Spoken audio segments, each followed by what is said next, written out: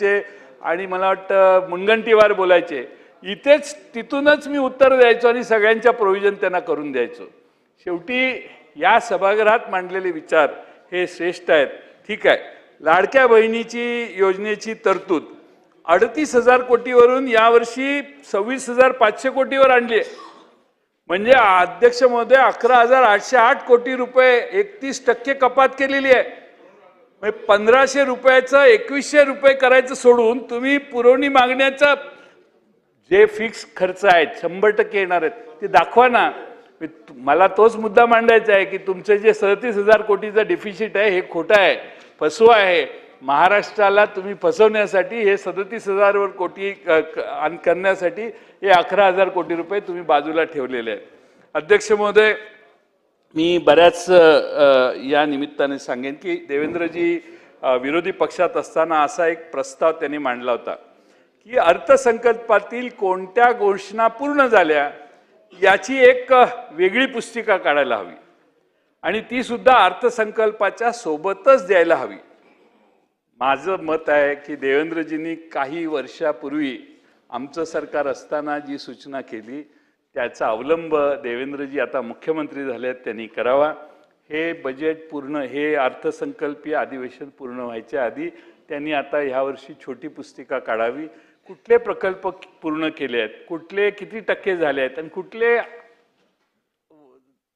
बजेटमध्ये आहेत पण 1 रुपया दिलेला नाही याचा एक गोषवारा म्हणजे सगळ्या विधानसभेच्या सदस्यांना कळेल की आपल्याला कुठे कुठे शेंडी लावण्यात आलेली आहे। ही शेंडी फार महत्त्वाची आहे आणि त्यासाठी त्यांनी ते सांगावं अशी माझी विनंती आहे। अध्यक्ष महोदय, निवडणुकीच्या पूर्वी इतकी महामंडळ यांनी जाहीर केली, एवढी महामंडळ, कंपन्या, मंडळं एवढी केली, महाराष्ट्रातला एकही लहान मोठा समाज राहिला नाही त्या नावाने महामंडळ काढली नाही। पैसा एकही नाही दिला, 1 रुपया पैसे नाही दिले। घोषणा केली, सगळे लहान लहान मायक्रो मायनॉरिटी सगळ्या त्यांना आनंद वाटला की सरकारने, अरे हे ह्यांचं सरकार करत नव्हतं पण हे आम्हाला माणसं म्हणायचे तुम्ही नाही केलं ह्यांनी केलं। बरं म्हटलं, आता तुम्ही केलं तर काय केलं तर नावं बजेटमध्ये घोषित केली। अध्यक्ष महोदय, मी एकदा 3-4 साली एक सामाजिक अर्थसंकल्प मांडला आणि कुरमुडे जोशांपासून माकडवाल्यांपासून सगळ्या जातींचा उल्लेख केला आणि त्या सगळ्या जातींना पैसे द्यायची व्यवस्था केली। त्यामुळे अध्यक्ष महोदय, तुम्ही तरतुदी बघा, परशुराम आर्थिक विकास महामंडळ, संत रोहिदास आर्थिक विकास मंडळ, अमृत याच्या तरतुदी कमी केल्या। तीर्थाटन योजना, मोफत सिलेंडर योजना, मुख्यमंत्री कार्य प्रशिक्षण योजना यासारख्या योजना तर आता जवळपास तुम्ही अध्यक्ष महोदय बंदच केलेल्या आहेत। अध्यक्ष महोदय, आता इराणच्या युद्धामुळं 60 रुपये महागाई झाली। मी स्थगन दिला होता आज, पण काय बोलण्याची संधी आम्हाला मिळाली नाही।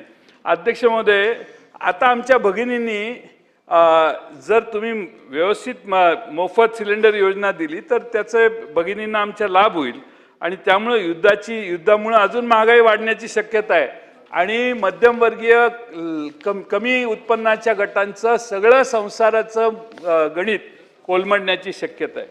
अध्यक्ष महोदय, धारावी झोपडपट्टी, मी एवढंच सांगेन की सूक्ष्म उद्योग मंत्रालयाकडे नोंदणीनुसार धारावीमध्ये 22,000